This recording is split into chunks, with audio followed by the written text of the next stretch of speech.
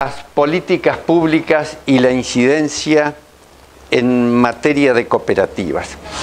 Yo hace poco estuve por acá y algunos de ustedes ya han tenido la dura experiencia de escucharme, pero en aquella oportunidad hablamos del tema referido a un aspecto que tangencialmente se vincula con este, que es el aniversario que se ha cumplido hace pocos días, de los 15 años de la aprobación de la recomendación 193 de la Organización Internacional de Trabajo sobre promoción de las cooperativas. Y ahora vamos a hacer una mirada un poco más extensa, es decir, una mirada un poco más amplia para abarcar, hasta donde sea posible dentro de los límites del tiempo disponible, la visión del movimiento cooperativo en la relación con el tema de las políticas públicas.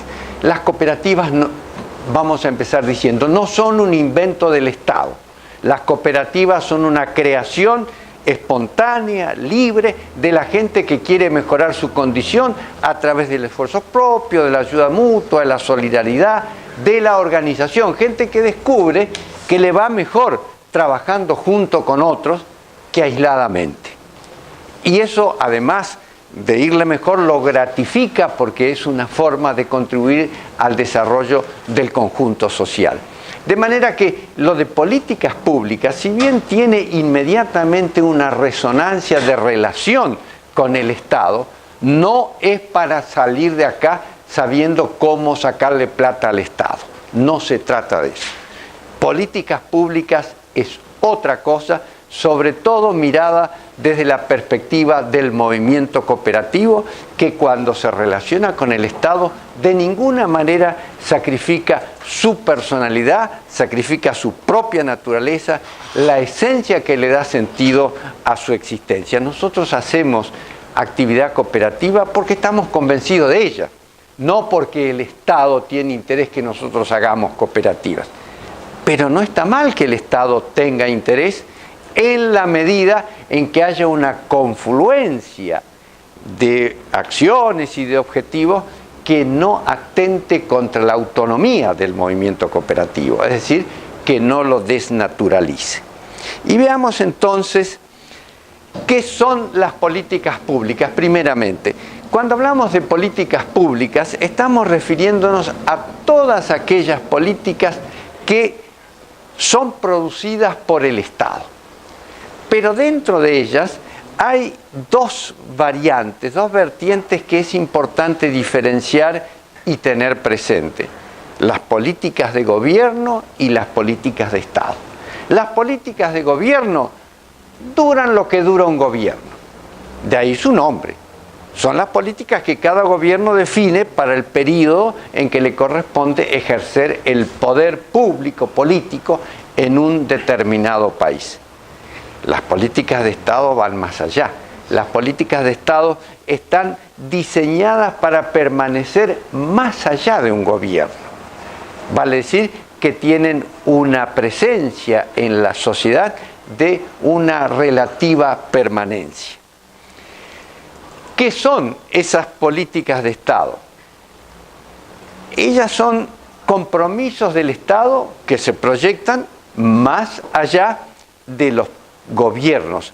Pueden ser adoptadas por un determinado gobierno, pero su vocación es trascender ese gobierno, es decir, a tener una permanencia, porque son formas, modelos, pautas de acción pública que están destinadas a tener continuidad en el tiempo. Continuidad hasta que las circunstancias indiquen la conveniencia de su adecuación, de su ajuste, de su eventual cambio. Pero por esa vocación de permanencia que tienen las políticas de Estado, implican un involucramiento que no es del partido del gobierno, es un involucramiento de la sociedad, de todas las fuerzas que componen la sociedad, más allá de lo que el gobierno que en turno está ejerciendo el poder político pueda desear. No es que sea ajeno ajena al gobierno, pero es que va más allá del gobierno. Cuestión fundamental para lo que nos interesa tratar hoy es cómo se emiten, cómo se producen las políticas de Estado. Estas políticas son elaboradas en las instancias superiores de la estructura política del Estado, pero por su naturaleza tienen que sustentarse en un consenso social amplio que les dé legitimidad, vale decir que no tengan simplemente la sanción del gobierno que las emite, sino que tengan un arraigo social que legitime esa existencia. Y al fundarse en ese arraigo social que trasciende las circunstancias del gobierno, están destinadas a permanecer en el tiempo. Las políticas públicas en general, tanto las políticas de gobierno como las políticas de Estado, se manifiestan en distintos estratos de la estructura político-organizacional del Estado.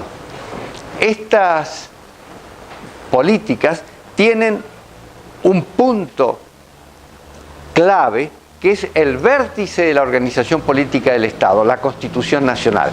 La Constitución es el pacto por excelencia que anuda la unidad del pueblo que está organizado políticamente en un Estado.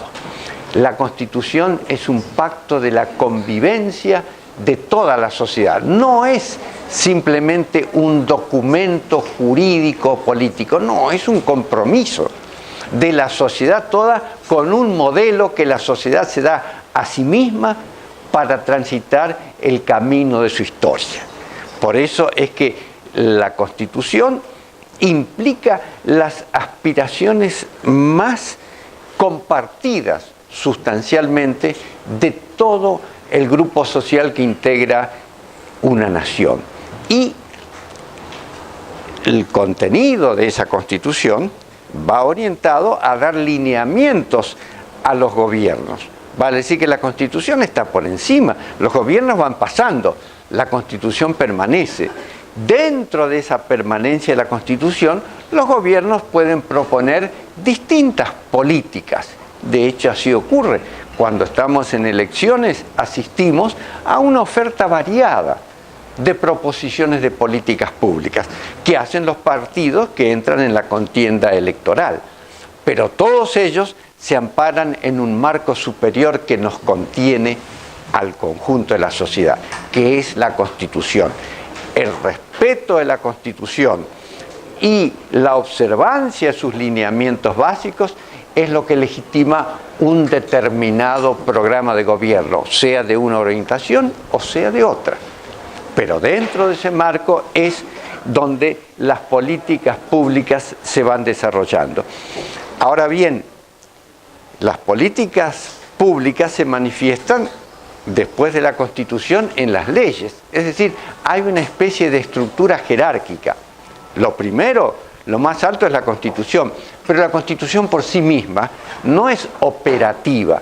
En algunos aspectos sí, las normas constitucionales se aplican en forma directa, pero en general la Constitución propone principios, declaraciones, garantías, etcétera, conforme con las cuales se dictan las leyes que de alguna manera ponen en funcionamiento esos principios, declaraciones o garantías consagradas por la Constitución Nacional.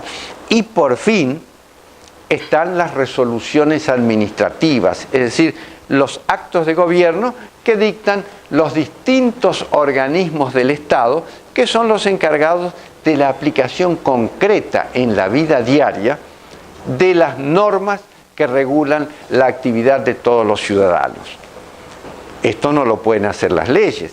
Por eso es que las leyes también son un marco dentro del cual se dictan después las reglamentaciones en forma de resolución y las medidas prácticas de gobierno que las distintas áreas ministerios, agencias, etcétera, del gobierno, ponen en actividad para el desarrollo del programa de gobierno que esté en funcionamiento. De manera que siempre debemos tener claro que nuestra organización política nos impone una cierta gradación jerárquica de las políticas públicas. Es evidente que la Constitución es la máxima. Después están las leyes que deben ser conformes con la Constitución y por fin las normas de carácter administrativo que reglamentan las leyes en la aplicación en la vida diaria de la sociedad. En materia de cooperativas, teniendo en cuenta este esquema teórico de las políticas públicas, cabe preguntarse cuáles son los contenidos de esas políticas públicas. Porque primero definimos lo que es la política pública, quién la emite, qué jerarquía tiene. Ahora hay que ver qué va metido dentro de esas políticas públicas, es decir, cuál es el contenido de ellas. Y este contenido puede estar referido a distintas materias. De hecho, ocurre en una vida social y económica tan polifacética como hay en el mundo de nuestros días. Hay una política en materia de cultura, una política en materia de educación, una política en materia de seguridad, etc. Y en este caso nos interesa indagar, preguntarnos acerca de qué contenidos ha de tener, qué contenidos debe tener una política pública en materia de cooperativas. Porque las cooperativas son un actor importante en la vida económica y social del país. Entonces, hay medidas de política que afectan a ese sector de la vida nacional, sea de una manera específica, con medidas que son propias para las cooperativas, o de una manera indirecta a través de medidas generales que también impactan sobre el quehacer de las cooperativas. Cuando se dictan normas sobre la exportación, eso afecta a las cooperativas que realizan la exportación, independientemente de que su naturaleza jurídica sea diferente de la de otros exportadores. Por eso es que la política pública tiene en materia de cooperativas esta doble faceta. La que incide directamente sobre las cooperativas por razón de su naturaleza y la que incide en forma indirecta en razón de la actividad que realizan. Sobre este tema, los organismos internacionales han hecho una producción muy relevante en los últimos años. Vale decir que si nosotros nos preguntamos qué debe contener una política pública en materia de cooperativas, en realidad no tenemos demasiado para investigar. Tenemos que ir a ver qué es lo que han dicho los organismos internacionales en esta materia, donde los propios gobiernos son protagonistas.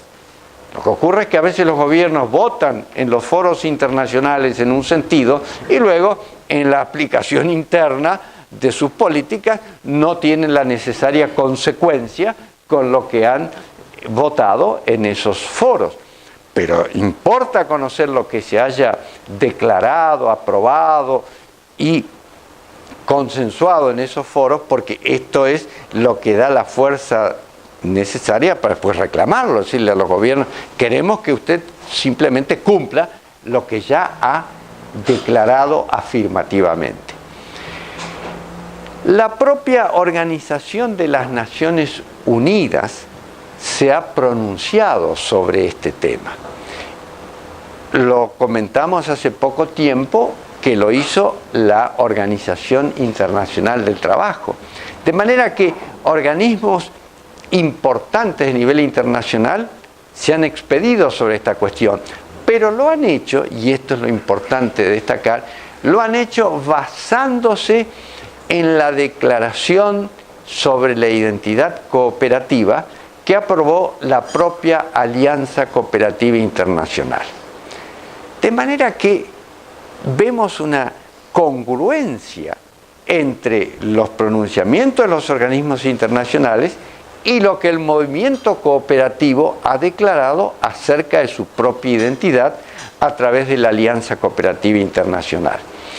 Si uno explora estos documentos, se va a encontrar que por otra parte no son documentos extensos, no son documentos que aburra leer porque no hay tiempo de hacerlo, son documentos de bastante concisión, que incorporan en sus textos los principios y los valores cooperativos, de manera que tanto la Organización de las Naciones Unidas como la Organización Internacional del Trabajo se han pronunciado reconociendo que las cooperativas tienen una naturaleza propia que las define como tales, las diferencia de otro tipo de empresas y de asociaciones, y que eso lo han definido las propias organizaciones cooperativas a través de la Alianza Cooperativa Internacional.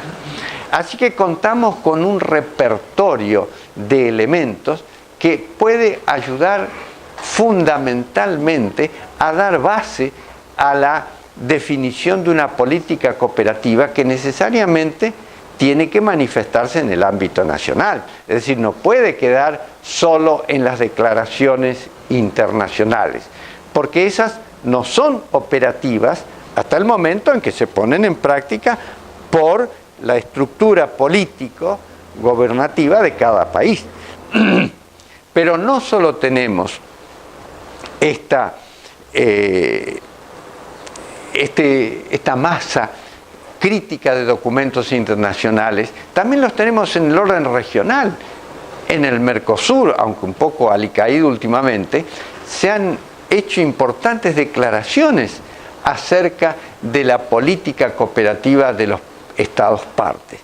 Y ahí hay declaraciones de los propios presidentes de los países y de los organismos que conforman la estructura de la integración regional relativos a esta materia.